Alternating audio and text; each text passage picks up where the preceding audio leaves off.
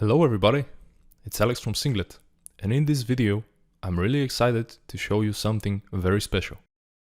I was very fortunate to receive early access to an in-development GitHub feature called Codespaces.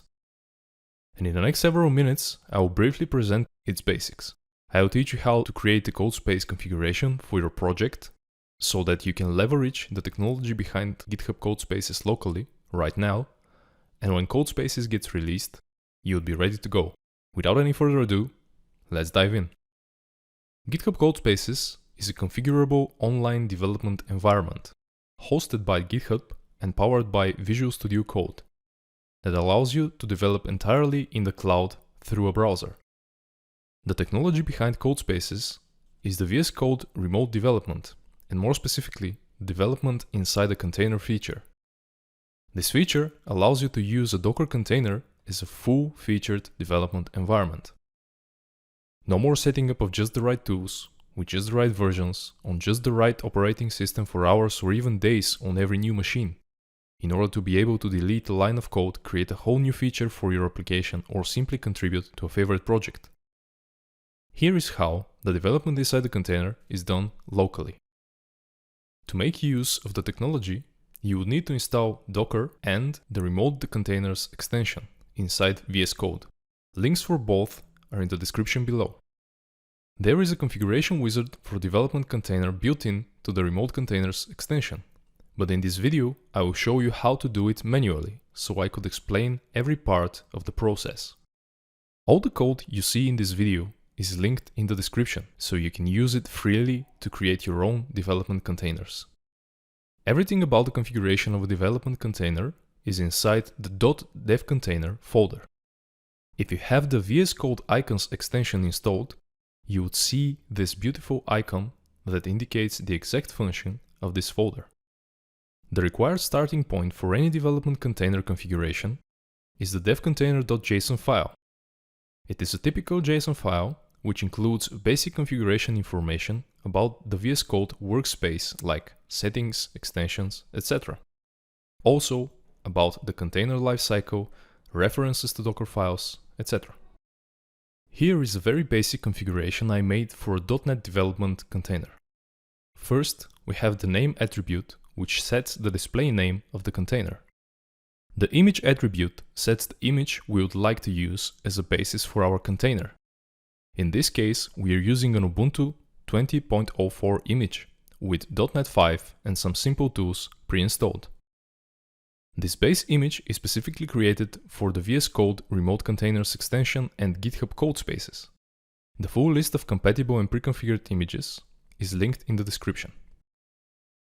The settings attribute is a list of specifically VS Code settings like the color theme or the default terminal set here. The extensions attribute is a list of VS Code extensions you would like the workspace inside the container to have installed. To reference the extensions, you use their IDs. I've grouped the extensions I've picked by function, and here's a brief summary of each one. The extensions that add something to the VS Code itself. Bracket pair colorizer is a simple extension that gives each pair of nested brackets a different color. The VS Code icons extension adds a huge number of distinct icons to the VS Code Explorer. The editor config extension applies your .editorconfig file and attempts to overwrite user or workspace VS Code settings. The extensions that help with GitHub inside VS Code.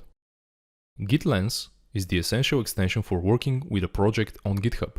It has an incredible number of features like commit information and rich sidebar views that make working with GitHub repo an absolute breeze. GitHub Actions adds language support for GitHub Actions workflows YAML syntax.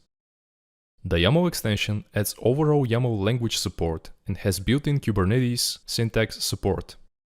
Markdown preview GitHub styling adds the specific Markdown styling that GitHub has inside VS Code. So when you're writing an MD documentation, you will be able to see the exact Markdown preview that you would see when, for example, writing a comment on GitHub. Spellwrite helps with writing documentation by adding to VS Code a lightweight offline multilingual spell checker for plain text, Markdown or LaTeX files without interfering with programming code. The extensions that help with .NET development. The C# extension is the essential and official Microsoft extension for .NET development in VS Code. It is lightweight, adds full C# support, debugging of .NET Core, and more. Visual Studio IntelliCode brings into VS Code the well-known by .NET developers Visual Studio AI-assisted IntelliSense. The PowerShell extension adds full PowerShell scripting support, turning VS Code into the Windows PowerShell integrated scripting environment.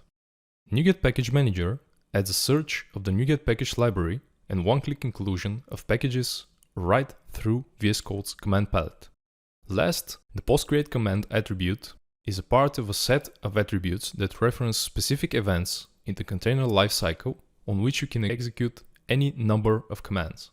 This specific attribute points to the moment when the container has been created and the source code has been downloaded. I'm simply executing a .NET --info command to show me some information about the development environment.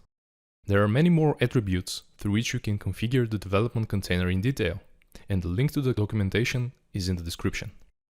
With the basic configuration completed, we are ready to open the source code inside the development container. Click on the green button with arrows pointing at each other at the bottom left and click on Reopen in Container in the command palette. This will reopen the current folder inside the Docker container based on the configurations in the .devcontainer folder. You can make sure you are inside the container by looking at the label of the green button we just clicked. In the terminal you can see the result of the command we put in the postcreate command attribute in the devcontainer.json file. And that's it. Now the fresh development environment for the specific project is ready to use in seconds whenever you need to do some work. By using the container configuration, you can do it from any computer anywhere without ever worrying about the operating system updates, tooling, frameworks, etc. etc. You and everyone that would like to contribute to the project can just focus on development and nothing else. Everything I've showed you so far, you can use today. The Remote Containers extension doesn't require any specific subscriptions or anything like that. And when GitHub Codespaces gets released, you have a perfect development environment ready to go in the cloud for anyone who would like to work on your project. How amazing is that? Now let's move on and see how this works with GitHub Codespaces. As I've already mentioned, the technology behind Codespaces is exactly the same, so you won't need to make any alterations to the development container configuration in order for it to work. You only need to commit it to your project's GitHub repo.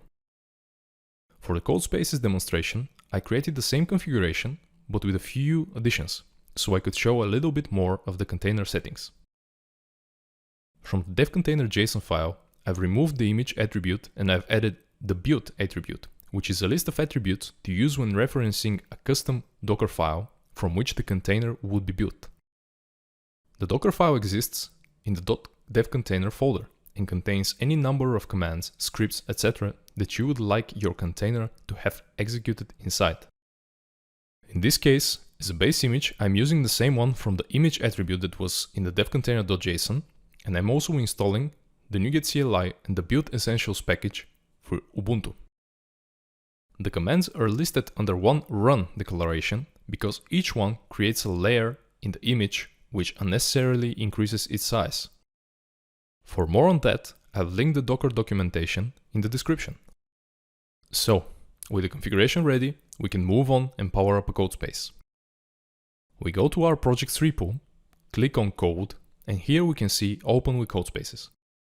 Click on that, and currently you have two options. You can either create a Codespace on the current branch with one click, or you can go to the Manage Codespaces page where you can see a list of all currently active Codespaces. If I click on the Open with Codespaces button right now, a Codespace would be created for the main branch. But since we don't have any configuration on this branch, the engine would use a default image. To see what it is and contains, we go to the Microsoft VS Code DevContainers repository. Enter the containers folder and we look for the Codespaces Linux folder. This is the currently default Codespaces image. It is an Ubuntu image that supports a wide variety of languages, thus has a huge amount of tooling installed that would be useful for many different projects. However, we would like to use Codespaces optimally, so we created a Codespace configuration with minimal amount of tooling that is specific for our project. To open a Codespace with that configuration, we would go back to our repo, switch the branch to the one that contains it, and we create a new Codespace in that branch. Now, the engine sees that we have a .devcontainer folder and uses it, instead of the default image. Sometime manipulation magic later, we have our Codespace and we're ready to work on our project with all of the necessary tooling from anywhere. If you need assistance with DevOps implementation in your open source project, check out the description of this video, where you will find links to the Pipeline Foundation project board and onboarding application submission. We are at your disposal. Thanks for watching. If you have any thoughts about this video, please let us know in the comments, and feel free to like, subscribe and strike the bell if you'd like to hear more from us. Until next time, stay safe and aspire to DevOps.